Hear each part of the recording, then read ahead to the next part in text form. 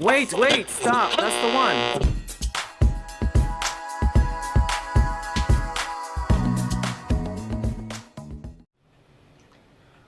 Welcome to ZEN TENN Speaks, a show where I make new friends and reconnect with old ones. A show where everyone's stories may inspire you to tell your own story. In this podcast, we encourage everyone to get rid of shame, guilt, fear, doubt, and judgments for themselves and for others, and replace those with love, empathy, compassion, understanding, kindness, and to do your best in everything that you do. In essence, to get rid of things that no longer serve your well being, to be true to yourself and be honest with others.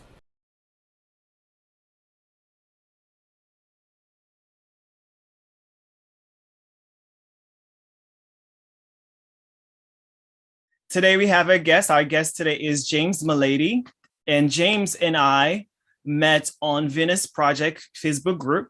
James is also known as Jedi, which I'm going to start referring to him as Jedi. And so James' work can be found on Facebook and as well as Twitch and Instagram and YouTube. And I'll post all of those on the description below. So welcome to the show. So tell us about who you are and what brings you joy. What brings me joy?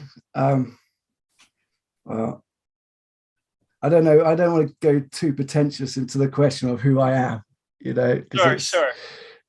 But I get you asking like my upbringing, I guess. Well, and to be honest, what brings me joy is, well, I don't know. It's a complicated question. I'm sorry. We can come back to that. Yeah, like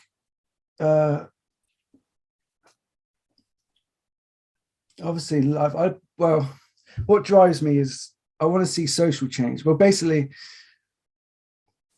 I suppose where it's just I'm sorry, I'm lost. I'm going through because that question is like, it's not like, I know most people just answer it straight away without thinking about it, but to me they're really, really big questions, like really deep philosophical questions. I can't just go into something I haven't planned for them questions. Right. But, understood. Actually, a lot of people, when I ask that question, they answer, but they don't answer straight away. I'll tell you why. I feel that I was in a group and they wanted to kick me out, but then the admin was like, no, because I like to basically get under the surface with either with words or questions, or like basically ask questions that people don't usually ask, like getting deep, let's say. Yeah. And so example, I don't know how it is in UK, but in the US, people will say, how are you? And they keep walking away without caring to know how are you. So usually I don't answer. And then I've noticed I like to do studies. When I don't answer, you know what they do? They come back or they stay and they wait for me to have an answer. So subconsciously, they don't know they're doing that. But when I don't give, it's kind of like programming. When I don't give like the feedback of the program that society wants, and they go like, can't come you. And then they come back and I'm like, oh, I'm glad you're back. So you want a real answer. And then we have this conversation. Of course, most people lie. They said, of course, when I ask, I really want to know it. I know most people don't. And then we have that conversation and it becomes like, anyway. So I asked who people are because prior to being 25 years old, I did not know who I was. I was a robot. And I don't mind calling myself dumb because that's how I felt I was. I was a robot. I was dumb. I was existing. I was not living. And because I had a background of religious, I was Jehovah's Witness. And so, and when I started to know who I am, I know, as you mentioned with the word pretentious, it could be ego or it could be pretentious. However, I feel that in this life, in this tangible world, it could be. So what I've discovered is good to find an identity or so you can navigate in this life. I don't think it's necessarily to have that, but it could work. Yeah. Well, I suppose, like when you just said that, define an identity, I suppose my identity, like you said, because I said to you, I like to be called the Jedi. So as I'm thinking about it, that's what I've actually, I know it does sound a bit silly, like calling myself a Jedi, but I suppose I'd have to explain where I got that terminology from, like the ancient Egyptian Hermetic philosophy. I don't know how much you've gone into spirituality. So I know you said you were born Jehovah's Witness. I studied with Jehovah's Witnesses for about a year and a half, actually, and Mormons. Oh, nice. Yeah, same. That's funny. You can tell you're welcome to tell us more. Yeah, tell us about the Jedi identity. And before you get on that, to me, it's not silly at all, because you know what's silly to me? Making 6 figures and that's your identity. Yeah. And you come home, you don't love your wife, you tired of your children, and you hate your life. You either gonna commit suicide or you have some disease and you hate life. That's a lot of people's identity.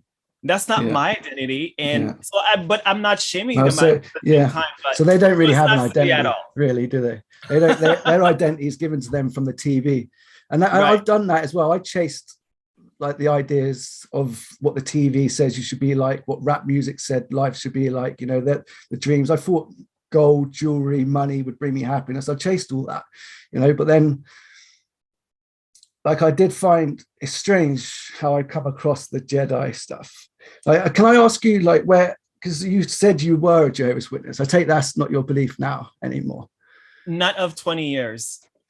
20 years. I left 20 years ago. Yeah. Okay. Can I ask? I know you better be asking me, but I just because that stuff really interests me about. Yes, like, definitely. We can talk about stuff. anything.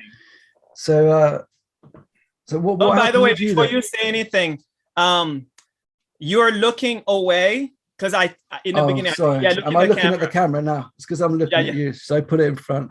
Will that be better? Am I looking at you now? Or just look at the camera. Don't look at me. I'm not that important to look at. Just kidding.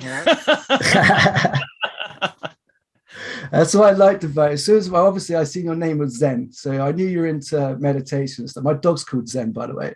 I don't know if that's a bit of an insult. Yeah, I love it.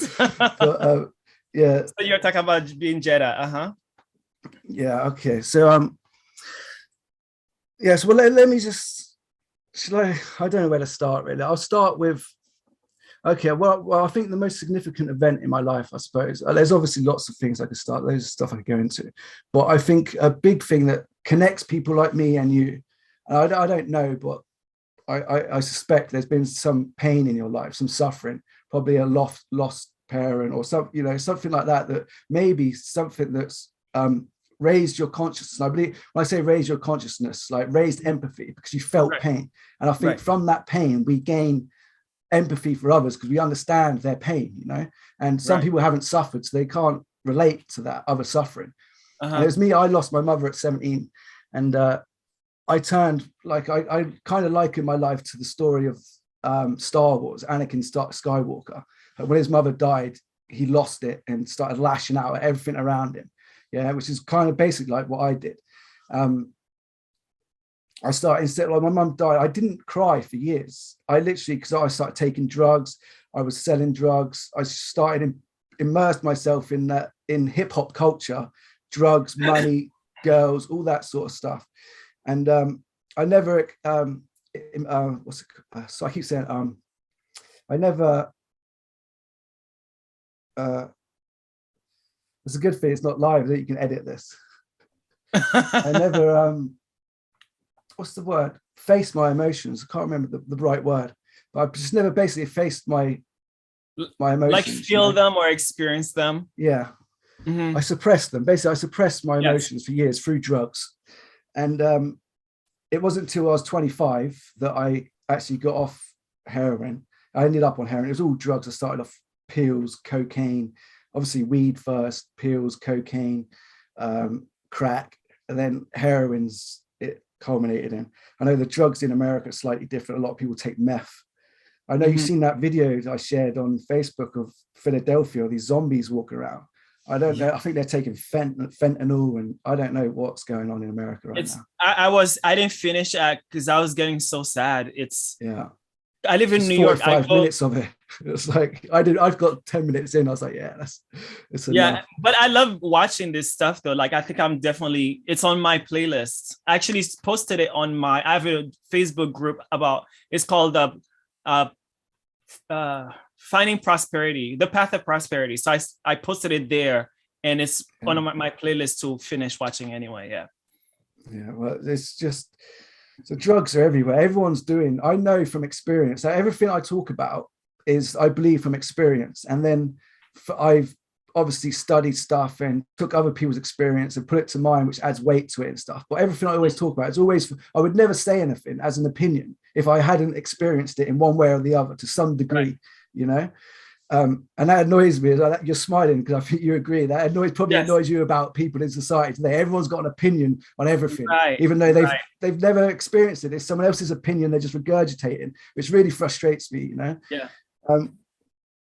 So I lost track. What was I talking about? Oh yeah, so I basically suppressed my feelings up until 25. And luckily it was people like Don Weir, there was social groups. I got into football coaching at the time. It was just stuff to keep me busy. Don't want to go into exactly how I got off drugs and that, but I then, it's because I made a fair bit of money selling drugs and that. So I basically semi-retired. I call it semi-retired. I was definitely not making enough money for what normal people would call semi-retirement. You know, I come from a pretty poor background. Just a few £1,000 was enough for me to sit back and not do anything for a few years. So I just relaxed in the garden. I used to listen to hip hop all the time, but then I started listening to classical music, meditating in the garden. And when people would ask me like what I'm up to now, I'd always say, because when they ask what you're up to, I know what they really mean. What they really mean is, how are you making money? Yeah? How are you making money? I do hurt from that question. I bring them to the rabbit hole to confuse them. And I'm like, well, I'm not answering that. What I know what you really mean, is, so I say, I'm just trying to reach enlightenment. I used to say that as a joke, as a flippant remark, like just because basically what I was doing at the time, all I was doing, this was my goal really, was just trying to be a better person. I wanted to be a better person because I was a drug dealer. And obviously with that comes violence and things, collecting money. I embraced the dark side, and I didn't like the person I'd become. I was a nice child and I was a nice boy. I believe I was a kind-hearted kid, and I just somehow ended up in the dark side. So I just took from that time. So I inadvertently, I believed that enlightenment was something completely unobtainable, really. So when I say I'm trying to reach enlightenment, it was a joke, something I didn't really think was ever truly possible. I thought it was something a Buddhist monk does after 20 years of meditation or something, right? And so I was just trying to be a better person. I was meditating, I was feeding the birds in the garden. I was just literally just trying to be a better person. Thinking, I was asking the question why a lot. I was asking, why did I act like the way I did? How did I become such a bad person when I believed I was such a good person? And I started asking these questions, and it led me to answers that got me to the Venus Project, the resource-based economy and stuff. Because if you ask why enough, you end up capitalism, economics, and believe I did go to school, but I had 3 art lessons a day because I wasn't allowed in most of the classes, So I'm not educated in that sense, but I found myself studying economics and philosophy and all these sort of things. And sorry, I'm going on tangents. I don't know if it's the timelines. I'm trying to think, but I suppose I've already started now. I might as well finish how I got to here. So I spent 3 years in the garden, basically meditating, listening to classical music. I didn't really think there's any relevance of this towards enlightenment and that. And then, but I do feel a friend came down one day and he started up mixed martial arts. And this was 3 years. I got a little bit bored of meditating, doing nothing in the garden. People would ask me, how can you sit around and do nothing all day? I'm like, how the fuck can you go to a shit job you hate all day? You know what I mean? I don't get. That's awesome. Yeah. So obviously, when people say I'm not doing anything. I'm meditating. I'm reading. I'm not. You're a human being, not a human doing. Yeah, exactly. I love. Who was it? That Dave Chappelle thing. Have you seen the Dave Chappelle show recently? The last one. Yeah, the one that got loads of content. The closure. Yeah. About the transgender one, and his friend said, I love that quote. She just said, Oh, you back? Hello? Is there? Can Yeah. you hear me? Yeah. I was gonna text you. Okay, you're back. Is it my internet gone or yours? Yours went Oh, I think sorry. because I checked my Wi-Fi. No, it's all right. It's Zoom. It happens.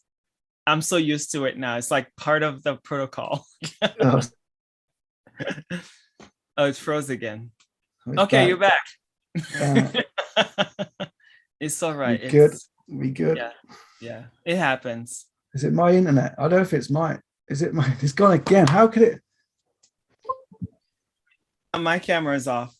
No, it's just technology. That's what happens. I was watching your video. It was funny when you're talking about live and how things don't go. Yeah. Right? Here we are. I'm a bit of a conspiracy theorist. I do think sometimes the capitalists, they're after us. Oh yeah, I believe the same with the camera. After a month, it stopped fucking around.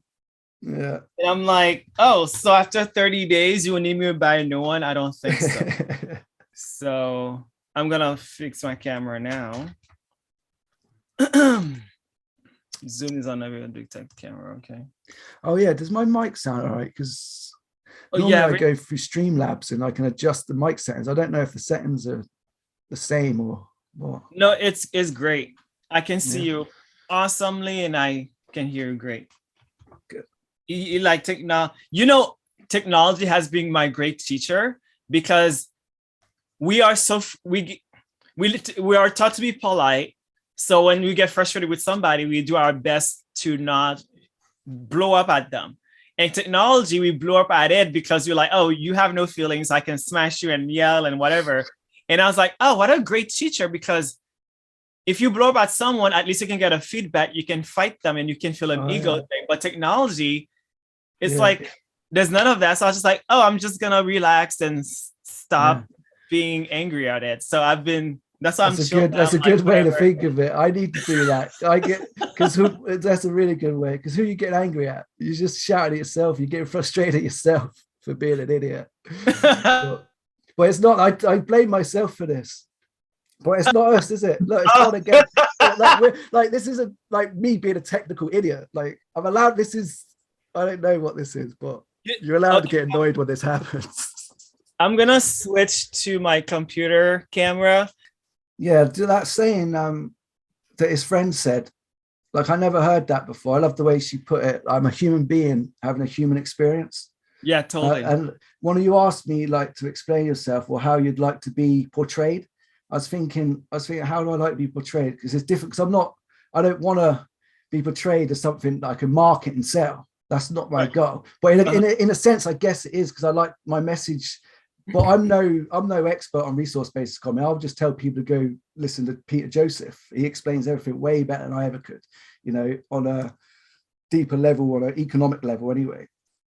But I just loved that. Like I was thinking, obviously I said that Jedi in the end, but because that's what I've chose.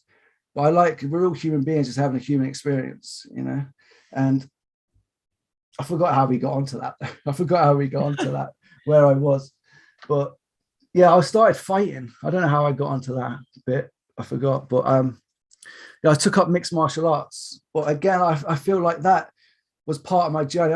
You've obviously hear this a lot on the internet. People say they're going through an awakening and stuff like this. And I believe like that happened. Like I was seeing the numbers 111 a lot. I was waking up at 3:33 in the morning. These sort of stuff that people talk about awakening, that all happened to me.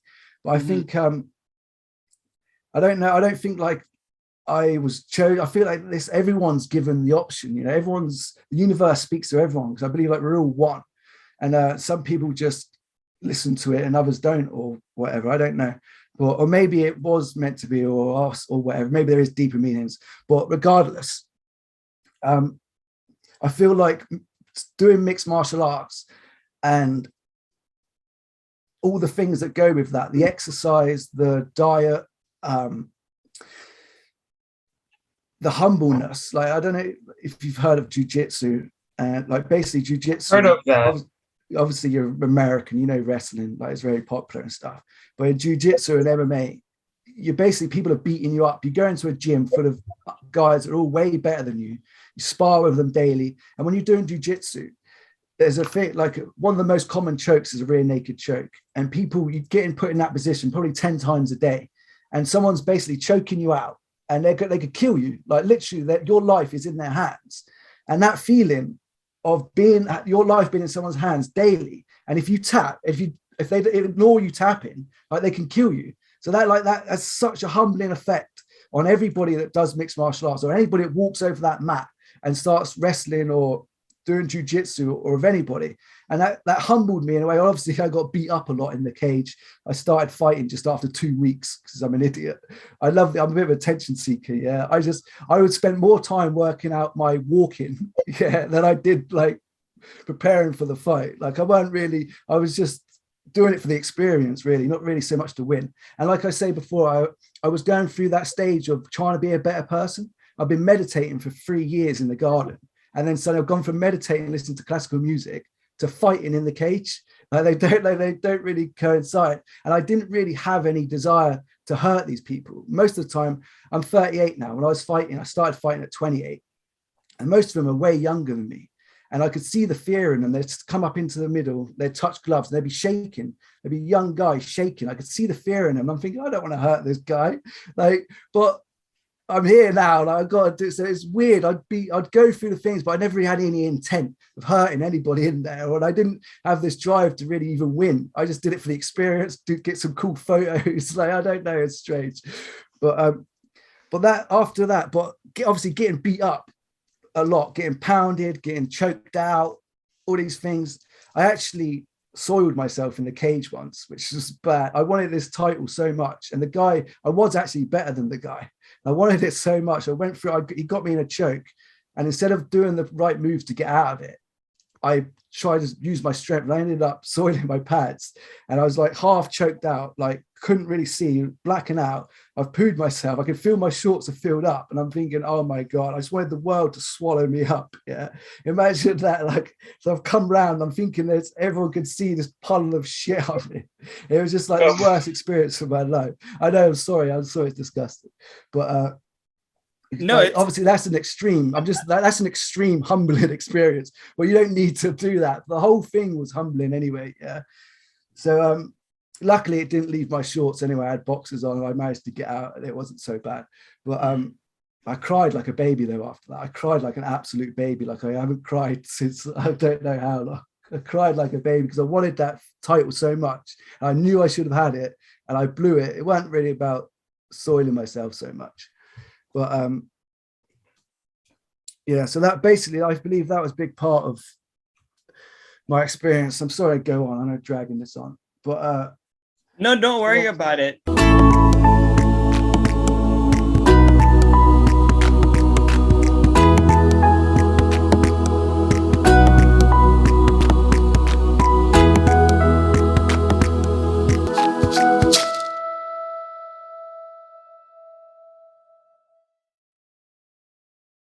So I believe these are relevant events basically that I'm trying to say in my life. Yeah. Things that I think happened for a reason maybe, or led to me to be able to get to the realization that I did eventually. And just for out of nowhere, yeah, completely nowhere, out of the blue, my friend come round. This is the next significant event, I believe. My friend come round and offered me DMT. Yeah, I don't know if you've heard of DMT. So I was going to ask you what it is, because when you mentioned it on the text. You've never heard of it? Oh, well, it's actually... I heard of it, but I don't know what that does stand for. It stands for dimethyltryptamine, which is actually a chemical that's produced in our brain. So when you go to sleep, your brain's said to produce DMT, which allows you to enter the sleeping realm or whatever. And they believe that upon death, the moment of death, the brain's flooded with DMT, and we experience the same type of experience you do when you take DMT. If you've never heard of it before, I recommend, the first thing I think I ever saw was the spirit molecule, and Terence McKenna is a thing. Well, actually, the first thing I ever seen was my friend bring it around to me. Like I never heard of it until he brought it around to me. Yeah. So I just want to explain that first, like, because I believe that was relevant as well. And I hold so much weight in my experience because I hadn't heard of DMT or anybody else's experience on it before. Apart from, there was 2 videos he showed me. He come round, and basically I told you I was a drug addict before and smoked heroin. So, and my friend Dean, he's not a drug addict. He's not a drug taker. Like, he's not. So it's not, I knew it wasn't like a drug like that, but it was strange him coming. He was into meditation and stuff like that as well. He knew I was into meditation, exercise, and clean living, all these sort of things. So I thought it was strange. Like when he said, I've got this drug, DMT, I was just like, what? No, are you mad? I can't take any drugs. Like, I can't take any class A drugs, try avoid alcohol and stuff, because I don't want to relapse or go back to it. I know how dangerous they are. Yeah. So I was like, no. But then he showed me this video of Joe Rogan. And obviously I respect Joe Rogan because I'm a mixed martial artist. I know he does mixed martial arts, does his podcast. I know he's into clean living and stuff. And so he's like, Joe Rogan advocates it. I was like, what? Joe Rogan advocates taking drugs? This don't make any sense. So he showed me this video, and it was just Joe explaining that it's not addictive, and he's saying these things, describing it. And I was like, whoa, this sounds crazy. And he showed me this other video of Terence McKenna, and he just described one little description he gives. He says, you take this and you can communicate with alien entities. And another thing, I haven't mentioned this yet as well, another thing I've always been obsessed with, and I've seen lots of UFOs as well. I don't think I mentioned that thing. I have had a lot of UFO sightings and stuff, and I've always been slightly obsessed, had a mild obsession with aliens and UFO technology and stuff like that, especially after seeing them, some UFOs once. But I heard this, that you can communicate with aliens. So I was just like, wow, this sounds amazing. It sounds safe. The way Joe Rogan described it, it's not an addictive drug. It's impossible to get addicted. You can meet aliens. I was like, whoa, I'm sold. Like, I'm up for this. Right? But he never mentioned anything about consciousness rising or spirituality or any of that. I'd had none of them ideas, perceived ideas in my head. I was literally taking this in the idea that I could communicate with aliens. And basically a year later of taking this nearly every single day, and it's so hard to explain. It sounds like I might have been addicted to it, but I was only addicted to the knowledge that I was being given inside. I was going to other realms of consciousness inside my brain and meeting entities. And I didn't realize they were entities, but there was like a female spirit that used to take control of me, relax me and lay me down and show me like the inner workings of the universe. And before long, basically it took like a year, but before I started getting shown, I was coming back and I kept saying we're all one. Like I had this deep understanding, integral understanding and workings of the universe, and I knew that we were all one. And then it culminated in what I believe what people call, and I don't mind saying, I only say this, I could show you a video sometime of where I got this from, but it was some physicist that described it. I didn't describe it as enlightenment ever. Because like I said to you before, I thought spiritual enlightenment was unobtainable by somebody, like me. But I had this experience, and I was shown that we're all one. So I was telling everyone I knew that we're all one, like we're all one unified field of consciousness, experiencing itself as every separate things, But then I had an experience where I basically died, which some people call it ego death, enlightenment. But at the time, I just said, I didn't even call it ego death. I just said I become God.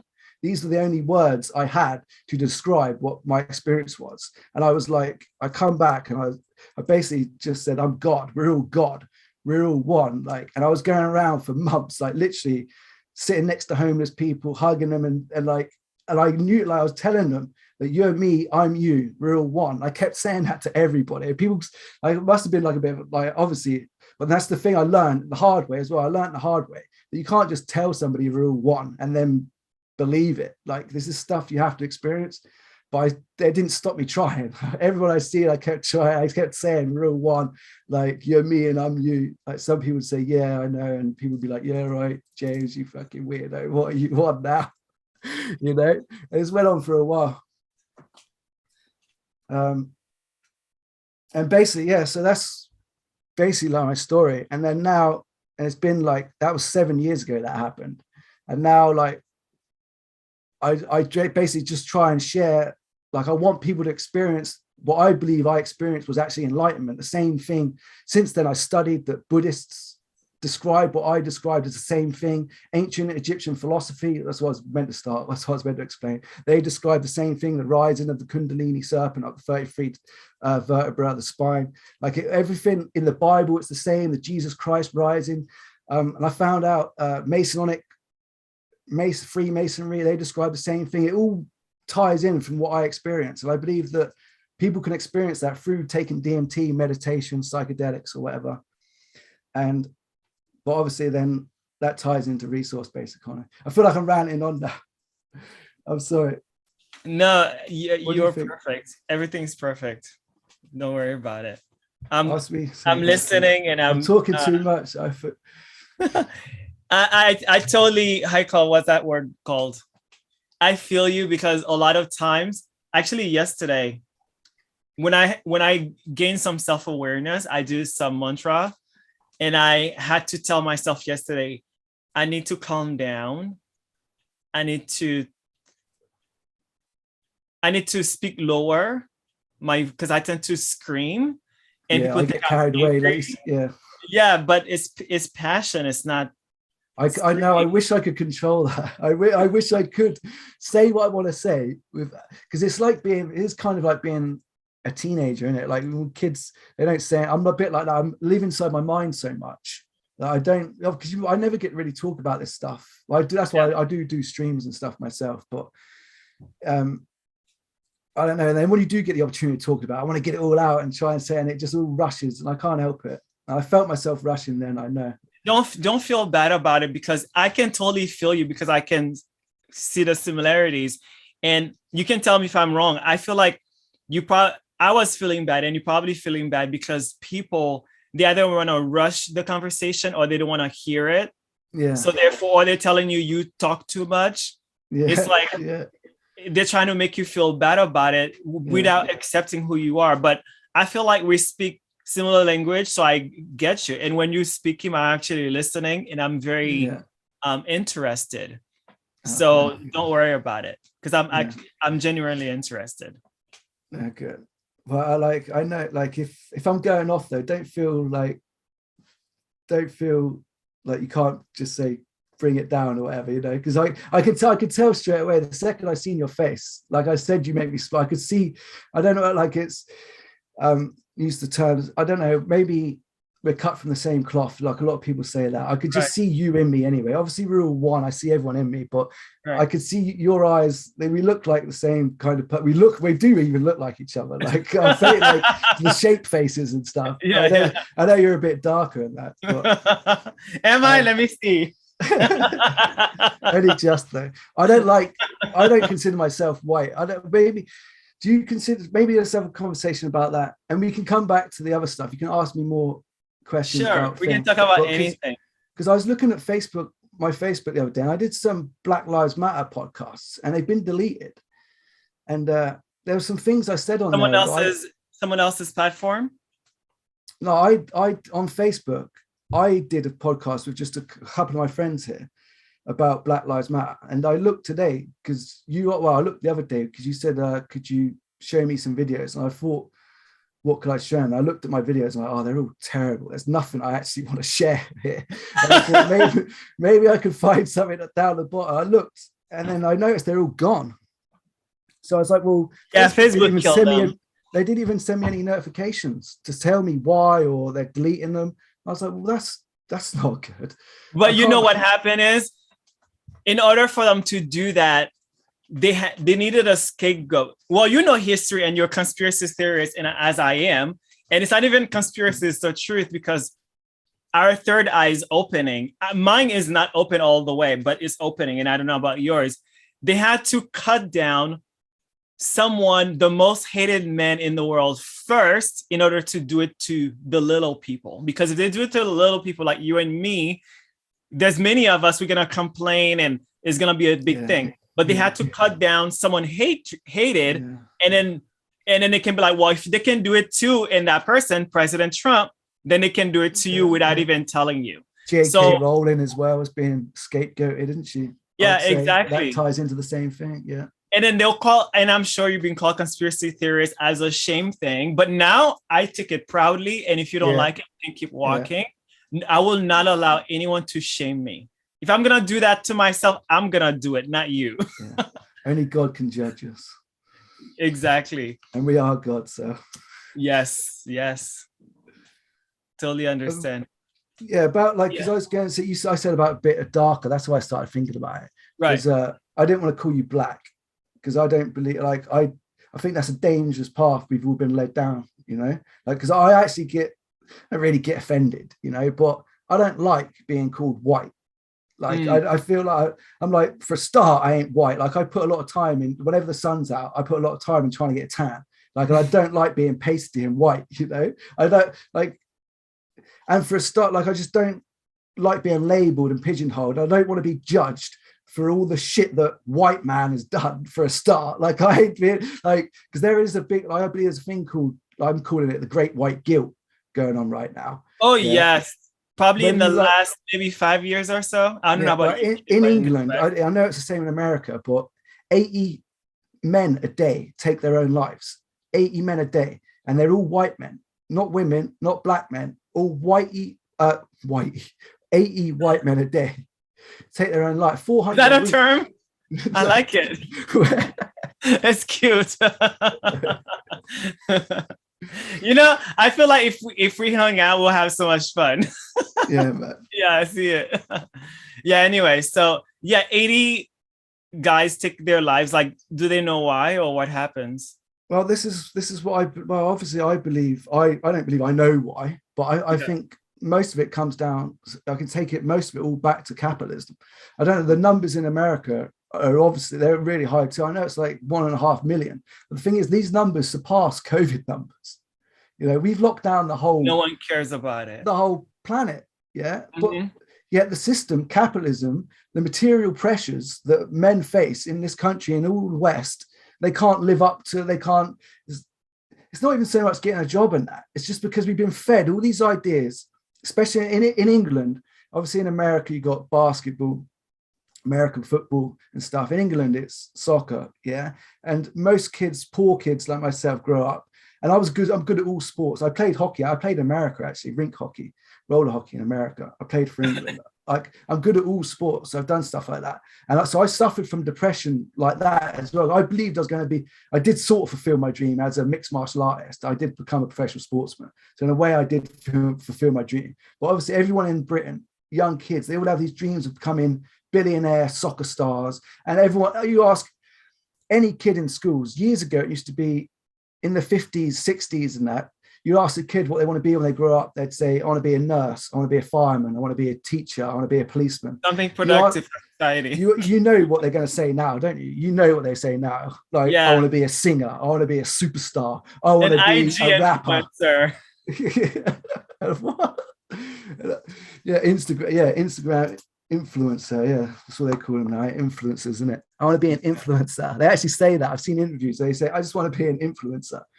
In a sense that that's kind of what I want to be. I want to influence the way people think, but not in that sense of an influence. Not in a destructive way, at least. Yeah. But I've lost what I was saying again now. Yeah. So you're talking about skin color and why. So tell us why you don't like the term white or pasty or pale. But you're talking about pigeonhole, but is it because of it divides? Obviously, it's massive divide. Yeah, well, it divides us all, you know. Obviously, it divides us. And it's not so much about me, it's more about people that consider themselves black.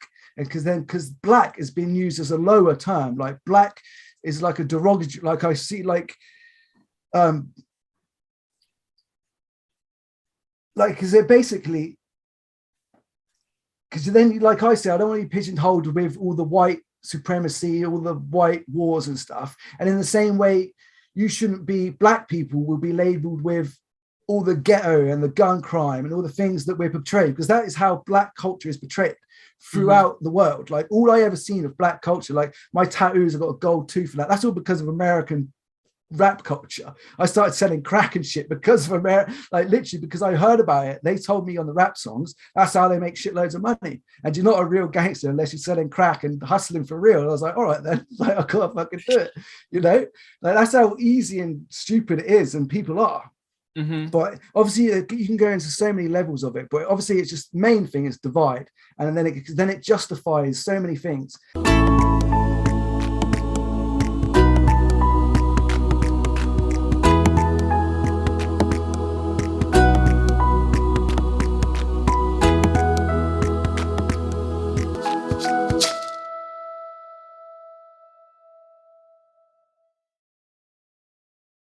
I was willing to go along with the Black Lives Matter idea for a bit because I was testing these people. Yeah, say, oh, you really care about Black lives, do you? Let's see how much thought you're willing to put into this.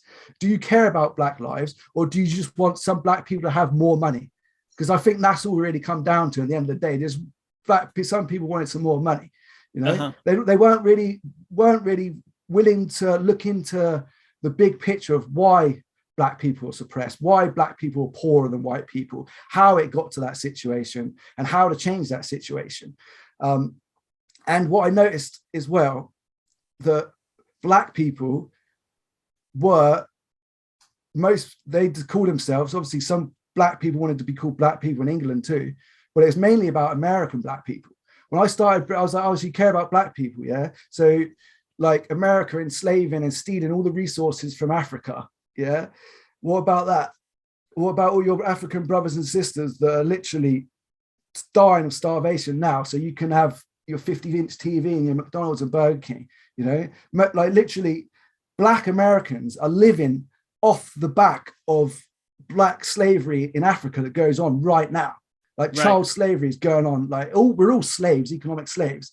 But to a serious degree, they're cheap children in shoes and flip-flops, mining gold and diamonds and all this sort of shit, you know? But they won't know they didn't seem to be interested in that. The people, they weren't really interested in that, going to the deep crux of it. You know, at the end of the day, I don't really know what they wanted. I couldn't get to the crust of it. I was like, so yeah, what do you want then? Like, how are you going to change this? And they were just, I don't know what they wanted. I don't know, really. We never really managed to get to the end of it. People love to complain and say, I'm complaining, look at me, I'm complaining. Anyone could, that's again with that group. That's why when people complain, I say, oh, that's nice, you know, all of that, or that's nice, you think this person should do this, that person should do this. What have you done? It's usually silence. And what they do is they respond with, that's when when anyone losing an argument, they start punching under the belt. That's when there's a name calling, and that's where I'm a Trump supporter, I'm a Trump lover. I've been called that so much. That's cognitive dissonance. When they come back with an insult straight away, it's because what you've said and the question you've asked them, the answer they give contradicts their belief, and they know it. So they can't answer it. So they get angry, and the shield comes up, what they call in psychology cognitive dissonance, and they start calling you names. And then you just got to walk away then, innit? You can't, there's no point. I don't bother anymore, definitely, because I'm not one with fight. One thing in my personal life, even with lovers, I do not argue. If you say your bit, you say whatever you say, I respect it. And if we disagree on a subject, let's agree to disagree, like they say, and live our lives. And if it's that deep, we can separate. I will not force anyone to do anything that I want or believe.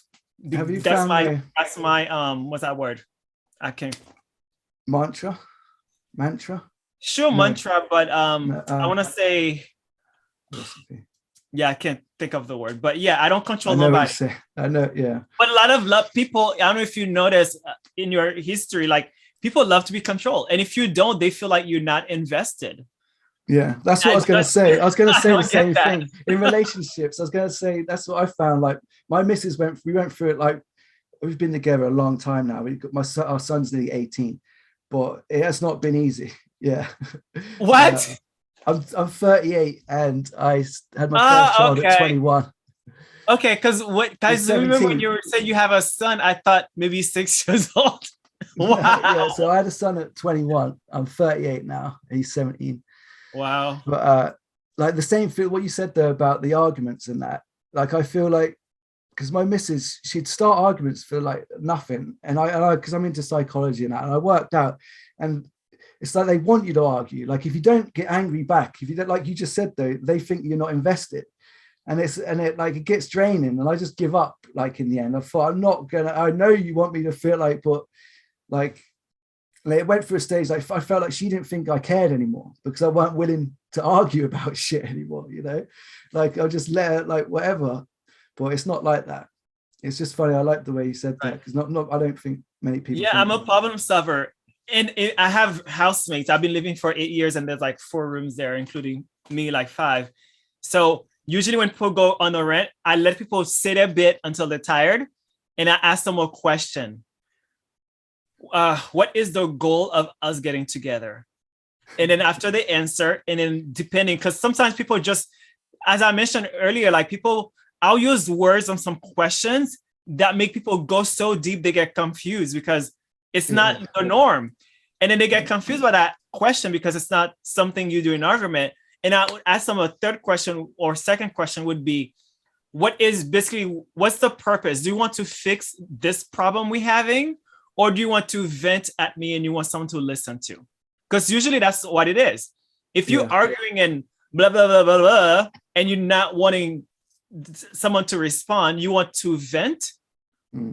Or if you want a collaboration, you want it to be fixed. So I just want to know where I'm at before I invest my time. If you want to vent, I'll be there. And that annoy people though sometimes. Like, oh yes, they're like, why like just shut up. Like they just want you to go along with the facade of it. Just play the fucking bullshit game with me, please. Like, I will not. No, I'm not playing. I'm not playing. That's what people think. I'm a weirdo though. People do, because I am. Obviously, you've, and it sounds like you go through the same things, but you've worked out these tactics of being. I'm still at the stage of letting people think I'm a cunt. You know what I mean? Like, oh my god, same. I was telling a guest, I was just like, he was like reading me, and then he says, "How you not disagreeing with me?" Because when he find out something else, and I'm like, I tend to let people believe whatever they want to believe about me, because you could ask, but you just have your opinion. So I'll let you, because Eminem says, I don't know if you're a fan, I'm a big fan. He says, I am whatever you say I am. If I wasn't, you wouldn't say I'm not I am. a great fan, but I do really appreciate them lyrics. They are deep. You can't, I have even found myself saying that, and I was like, oh my god, just repeating Eminem, for fuck's sake. Like, damn it. But they're good. They are good lyrics. Can't deny it. Yeah, it's got some good lyrics. Yeah. Yeah. So when it comes to that skin color thing, my identity, when people ask me what my identity is, or people don't usually ask, but usually there's that thing. I was probably the same with England, since like most countries are emulating United States. There's this thing about pronouns now and identity, which is a huge thing. And funny thing is, a lot of these people who love to be asked for their identity, and they get so offended when someone get it wrong. When you live in fear, you're gonna be what you fear. What they do is when they approach me as Black. That is not my identity. They approach me as gay. That is not my identity. And they approach me as an immigrant. That is not my identity. Those things are part of me. Like I have an ear, I have earrings, or I speak funny. That's part of me. That's part of my history, but that's not what I identify as. I do not walk in this world as an immigrant, Black, gay male, or whatever. Yeah. Good. And all my life, I've called myself the Son of God. That's what I identify as. Yeah. I'm a spirit occupying a body. I'm the Son of God. And when I've told a few that, they get confused, or they call it blasphemy, and they're like, oh, you're crazy or a weirdo. And a lot of times I don't even tell people those things, because you can tell, at least for me, I don't know about you, but in the first 2 to 5 or 10 minutes talking to somebody, you can tell, like, it can be presumptuous, it can be ego, but a lot of times you can tell where that conversation is going to lead to, or who that person is, or what they believe, etc., based on who they talk about, or what they say in the language. Because even we didn't speak until today, but as you're writing, I could feel that we speak similar language already. Like I could feel it, and as we're talking is there, and then you even mention it yourself. So it's like, and those things are science, those things are psychology. And funny thing is, I'm not part of the LGBTQ community because I'm such a weirdo. And if you don't go along with their you're the only one that's not a weirdo. We need more people like you. Like everyone needs to think like that. Yeah.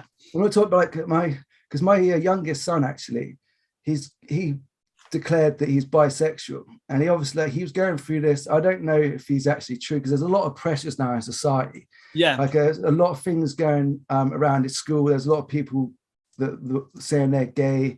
So I don't know things, but he was going through some depression. I could see it. I could see there's something wrong with him, and he come out of it fine. He's crying and that is saying, and he said he's bisexual, okay, I like boys and girls. And I was like, finally, I don't care. Like he's all upset, thinking I was going to be upset and stuff.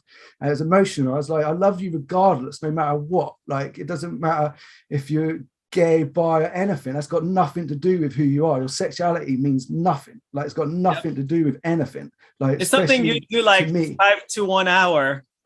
It's like, it's like nothing else. Yeah. So I was like, but obviously it's big to him, and I could tell he was thinking about it a lot.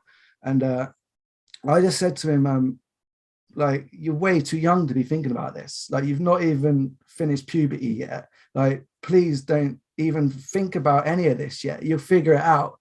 Like, when you get a bit older, don't worry about it. Don't stress yourself out. Just know that I love you and stuff.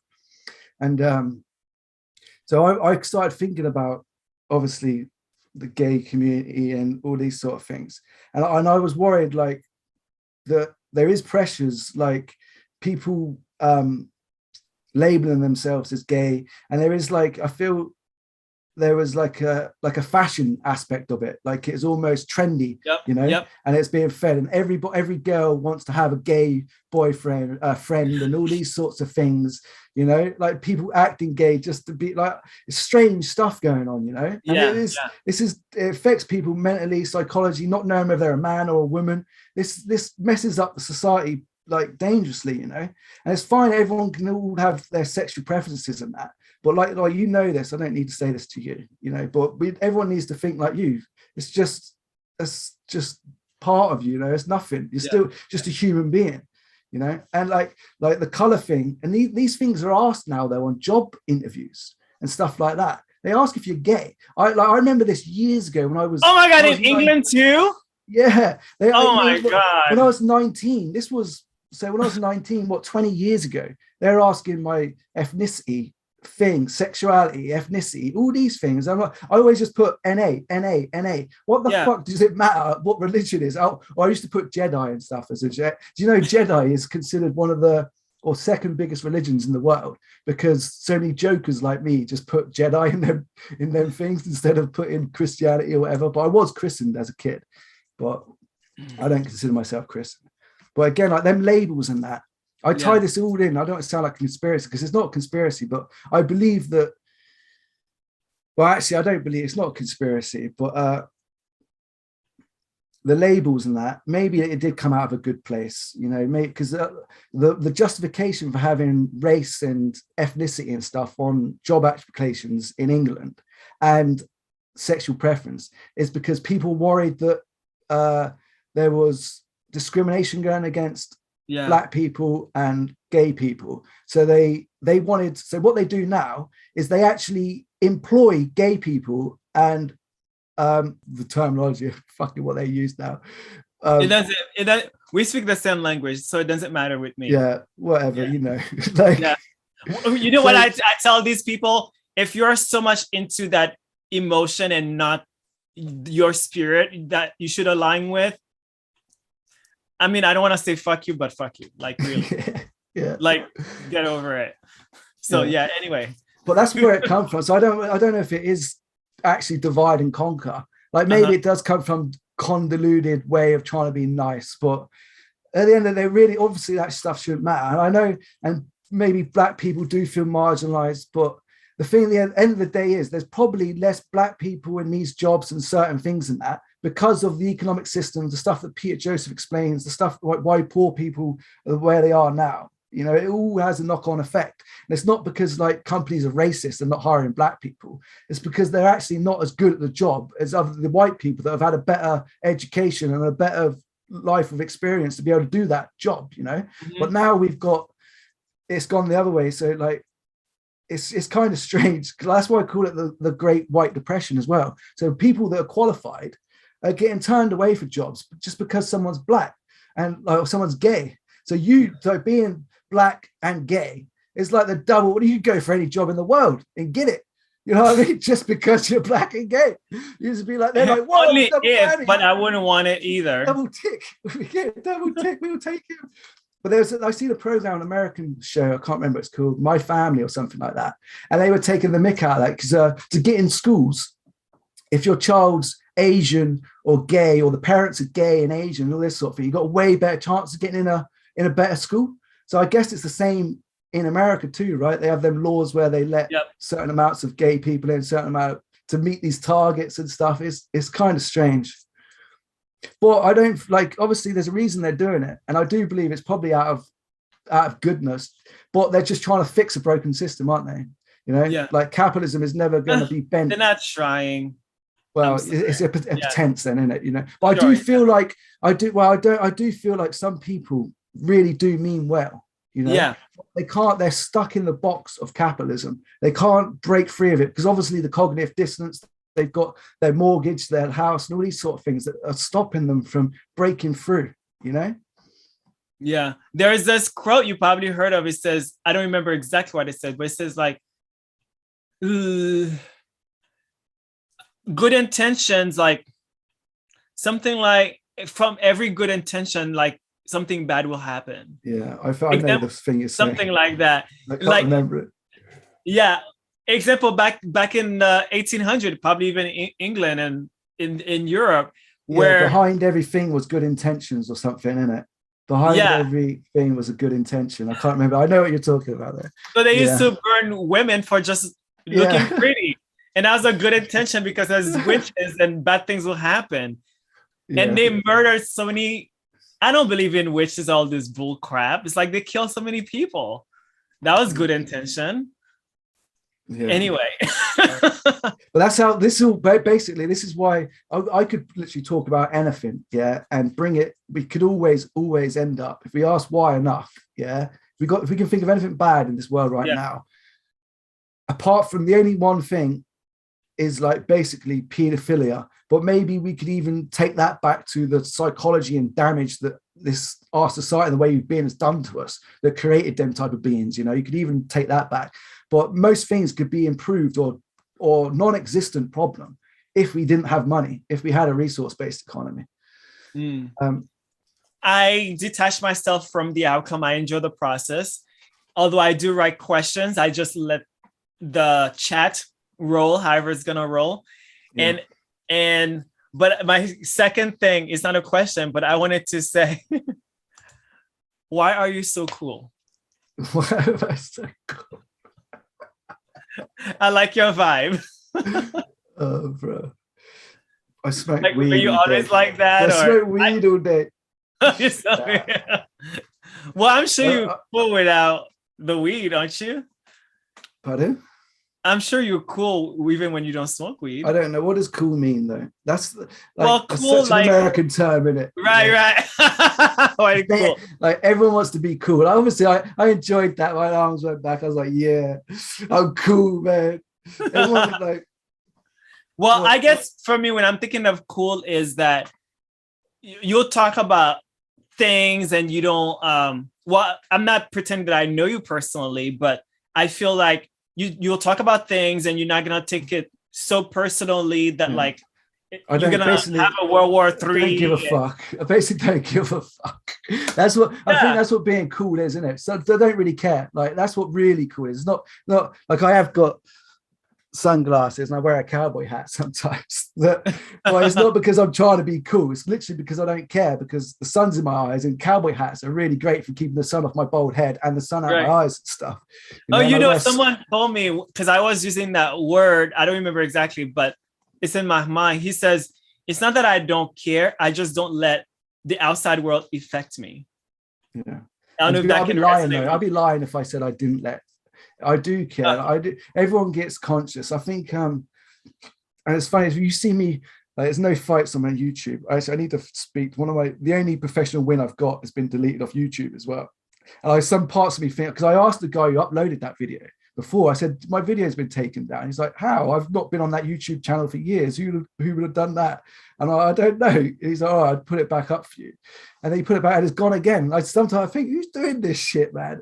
Like, maybe you can put it back yourself. That's what I'm going to, next time I'm going to say, can you just send it to my channel? I'm going to get him to do that. It's keywords. Do not use words that will tick off the social warriors. Like, don't use COVID, don't use Black Lives Matter, don't use white or black, because those things are keywords that's gonna trigger the algorithm or the people who's on their high horse. It's hard though, isn't it? I know you can't. Don't say the F and the other letter that comes after it. No, 5, sorry, 5, isn't it? 5, and then the other letter that comes after it. You can't say that. That's immediate ban. 5G, yeah. I've said it, but we're not live, are we? You have to cut it out. You're gonna have to cut it out. Damn it. They're on us now. We've triggered the algorithms. It's crazy how after 1,000 years, we're back to censorship. Only this time they won't kill you physically, but they'll kill you emotionally, which will lead to basically murder because you might commit suicide. And if you cannot eat, and if you remember this lady called Rachel Dolezal, till this day, she's in Port Town because people see her name, they won't give her a job. Yeah. I don't know if you heard of her. I haven't. She was a lady who said she was black, and they said she was pretending to be black. So basically, if you can be a transgender, why can't you be transracial? And that's some bullshit. Like, you cannot be racial. And the funny thing is, they had a study that black people don't even care. I'm not saying all of them, but most black people don't even care. Yeah. In the United States, I actually made a video about this on my podcast. In the United States, it's white liberals, SJWs, who want to speak for black people, to say what black people care about. And because black people are like, guilt. I didn't ask for this shit. Yeah, because of white guilt though, isn't it? Again, I think because they feel guilty, I believe, it's their way of justifying, because they know it's true. That's the thing. They all fucking know it. All them ones that are out protesting, marching, they're the ones that perpetuate it the most. Oh my God, yes. Their daily life. And then there's somebody out there going, Black Lives Matter. But you're the cunt that, wouldn't piss on a black person if they're on fire normally. Yes, you're out here now because you feel guilty. Like, behave. Oh, I've seen all these. You try and get them to address the real issues.